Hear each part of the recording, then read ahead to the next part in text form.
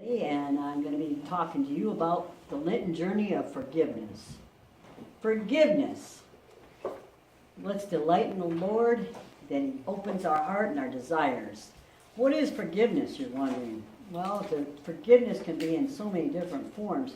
Forgiveness isn't always about you. It's forgiving the people in your life. That's true, but it's also about you. How, you say, is it about you? Well, when you let go of something, aren't you betterment of yourself? Aren't you worthy as the Lamb? Aren't you the Lamb? You absolutely are. How important is forgiveness in our lives? It's not becoming what you deserve. It's becoming what you do. You deserve better, but yet when you forgive somebody, what are you doing? Well, for example, I've been thinking and pondering about forgiveness. How important it is. Our Father, Jesus the Christ, was on the cross, and the last words that you hear out of His mouth is to His Father that says, "Please forgive them. They do not know what they do." When He did that to chalice of His vessel, raised up to a higher super consciousness, and it changed the quickening of the planet forever.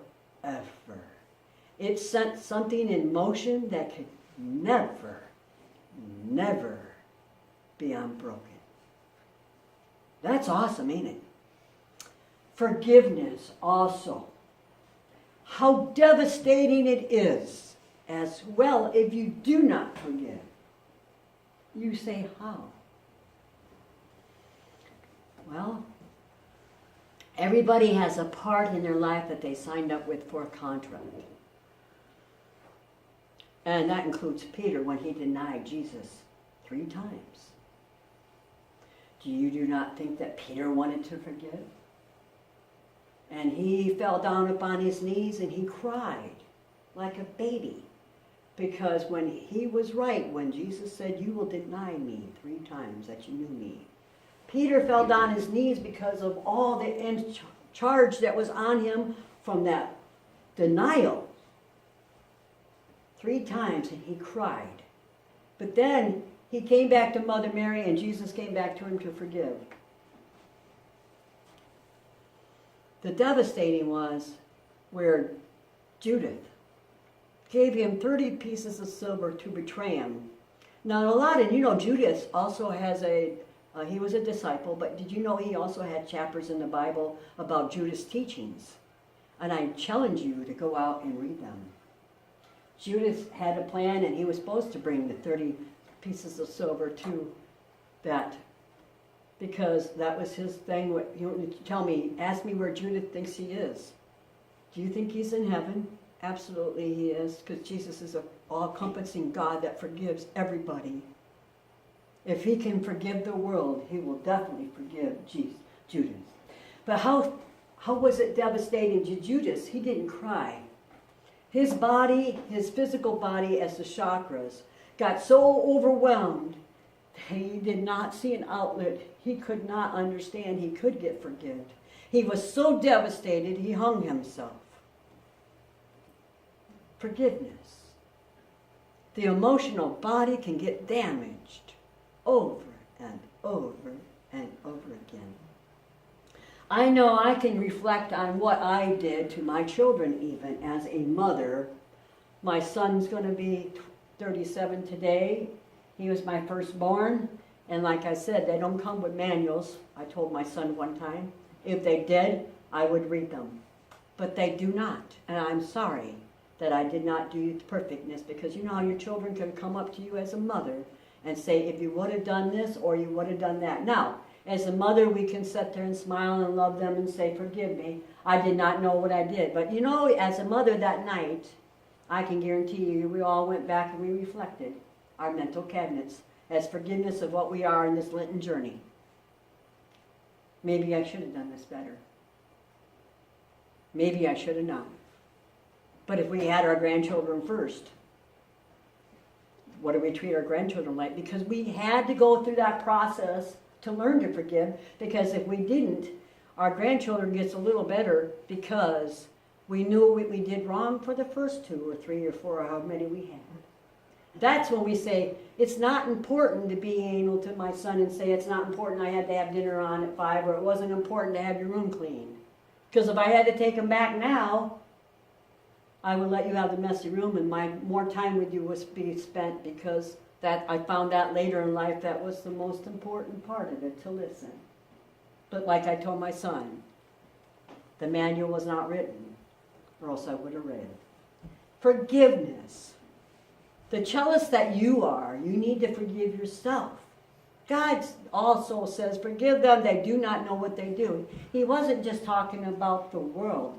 He's talking about what you do in your everyday life, or what you haven't done, or you need to do. How many times do we beat ourselves up over and over again by, I should have done this. I should have took that wrong turn to Albuquerque. That's what Bugs Bunny does with the Roadrunner. Just a little joke to wake everybody up to see if you're on board with everything. But what I'm trying to say is, we forget ourselves. We are the vessel, we are the chalice that God's light was in us. He wants us to forgive ourselves. So this Lenten journey that we have, let us reflect in the mirror of what we need to forgive ourselves and love ourselves. Because we don't. As mothers, we tend to put things in front of us, our children, our husband. We forget ourselves. God does not want us to forgive ourselves. He wants us to encompass ours. The light within, He wants us to let it shine, to love us, to forgive ourselves. I am my own worst enemy. You don't have to take it out on me. I'll sit and think about what I didn't do right. And then I'll come to the conclusion, forgive. And you know what? I do forgive. I want to read a chapter about how forgiveness is with Joseph and Esau. And it starts with Genesis 50, and it starts out with chapter 14, and it goes down. It says, Then Joseph returned to Egypt with his brothers and all who had complained to him after the funeral of his father. But now, after the father was dead, Joseph's brothers were frightened. And it says, Now Joseph will pay us back for all the evil that we did to him. And they did a lot of stuff to Joseph, trust me. They said they're going to send him this message before he died. What they did is they sent a message before they died. They said, Father instructed you to tell us to forgive us for the great evil we did to you. We, servants of God, of your father, beg you to forgive us. When Joseph read this message, he broke down and cried. He broke down and cried because that vibration, what I said, that Jesus Christ, that inquicating thing, that vibration of that mental cabinet with the chakras, vibrated in such love of forgiveness is love. The hate was being carried around because that is where that's hate. Love is forgiveness. If you think about it, because they cried. You know why they were crying? Because of the indifferences. And he cried because he knew the indifferences that they hated him. They must hate me for what they did to me. Now, we all know that we have friends or whatever in life that we all go through things that they hate us. They're not on my same page, and I have to work past certain things, and I have to learn to forgive them. But it's a hard challenge to learn. But I hope you do, because once you do it, it's not for them, it's for you. You being the most important person. If you forgive, it's about you raising up your conscious level and loving yourself and taking that negative murk that was inside you to transmute it into a positive, loving vibration inside. Don't carry it no more. Be lifted up in the light of Christ. And then it says here, he broke down and cried. Then his brothers fell down before him and said, We are your slaves. But Joseph told them, Do not be afraid of me no more. I am God. To judge, and I am not, it says, I am God to judge and punish you. As far as I am concerned, God turned into good. What do you mean? For evil, for he had brought me to the high position. He changed him. That's what he's saying. He changed him where he was acting like God. I'm not God, but I'm acting like God to forgive you. He taught me the teachings to forgive you. After you learn about forgiveness one time, that is a teaching that's placed inside your soul. That is never going to be dissipated or disappeared because it's vibrating still there. And that's what it says. I'm going to read it one more time. And what he's referring to is Jesus taught him to be godly like. And it says, his brothers fell down before him and said, "We are your slave." But Joseph told them, don't be afraid of me. I am God to judge and punish you. As far as I'm concerned, God turned into good what you meant for evil, for he brought me into his high position I have today so that I could save the lives of many people. Do not be afraid. Indeed, I myself will take care of you and your family. As he spoke very kindly to them, reassuring them. What he's talking about, the God's presence was inside him. God told him, as a disciple, or whatever you need to be, he learned to be like, forgive, break the bread, feed the multiple, the blessed attitudes. He was taught he no longer carried the grudge where he had to carry where it affected him. When he says he up high, he lifted up into a higher position. When he changed himself, he was raised up spiritually in a higher vibrational body. That's what I'm talking about. He was no longer the person that he was because he learned that lesson to be on a higher vibration. He could not go back to where he was. They need not fear because that was the old Joseph. The new Joseph is now. Do not be afraid. I am now God, meaning I am understanding God's teachings. I learned them. The light within him is the light within them.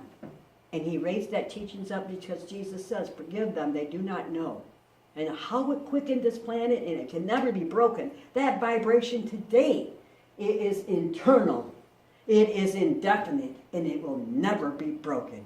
The heart chakra on Jesus Christ, when he died and he said, forgive them, they do not know, set a reckoning to a swing of emotion as a pendulum and can never be broken. Never.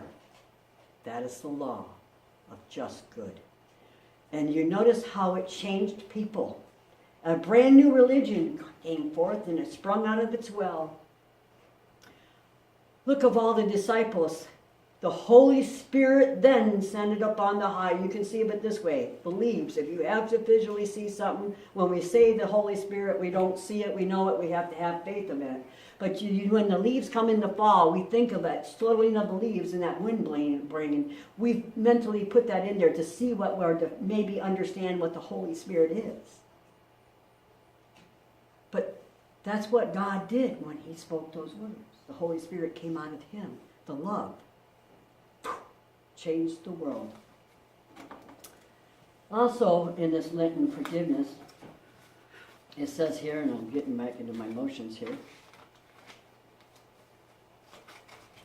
Next week we have service, and this is the forgiveness. It says that our emotional bodies, the dark brotherhoods, are lifting up. The illusions of what we created are now no longer illusional once you put place there. They're gone forever. Any such lesson that you need to learn to forgive is a betterment. It's not just to help them out, but it's really more about you. You're the vessel. The vessel of Christ within you need to forgive, to love, to get to that heart chakra, to raise your consciousness up for a better understanding that you can connect with God, your spirit helpers, and your guides. Because what you are, you ever heard of birds flock together? They are the same. What you are, your guides are. So you want to forgive yourself and forgive often. The more you do that, the progression, prayer, is raising up. And another thought is, when you have some dead relatives that haven't been good to you, maybe they've hurt you and they're dead, and you say, why is that spirit coming through? I hear that a lot. Well, I can tell you they're not the same persons that they were when they were on this earth plane. They've been in the earth. They've been in heavens for a long time, learning their lessons, karmically, watching people TV. That's what I call them. They're not the same because God forgave them. God taught them to learn to forgive. They had to learn to forgive themselves because what they created. They have to watch you. And then they got to watch the feelings that you went through over and over and over again, what they hurt you on. Eventually, you're going to learn that lesson, aren't you, even in heaven? Okay? You are. Then they're going to think, my gosh, I did this? How can I redo it? Then they're going to learn a lesson in heaven in that too. So they change. Their progression is in heaven as well as earth plane. We are a progression here on earth plane as is in heaven. We progress all the time. Forgiveness is a form of progression as well. Because once you forgive, you put forth the radiance, that love. Is that candle is love out of darkness? It's starting to shine. The more grander you are, the more forgiving you are, the better understanding of the teachers. Like he says that Joseph was like God, is because he learned God's lesson. The more he accepted the vessel of what God needed to put in him, he learned the lessons, the more he was vibrating, the more vessel he was to light the world. And he no longer was that individual again. That's what I'm trying to say to you. When you forgive, you're no longer that individual. I hope that this prayer sermon is fine for everybody, and that's on forgiveness. Next week, we have a service, and next week we do have a guest speaker. His name is Russ Holman, and he's an outstanding individual and speaker. And he's going to be hopefully on service. I did tell him what to speak on, but if not, that's fine. We'll just welcome him. And I say, today I challenge you, if you do have to forgive something today, think about it and let it go and see what can change. In the Father, Son, and Holy Spirit. Amen.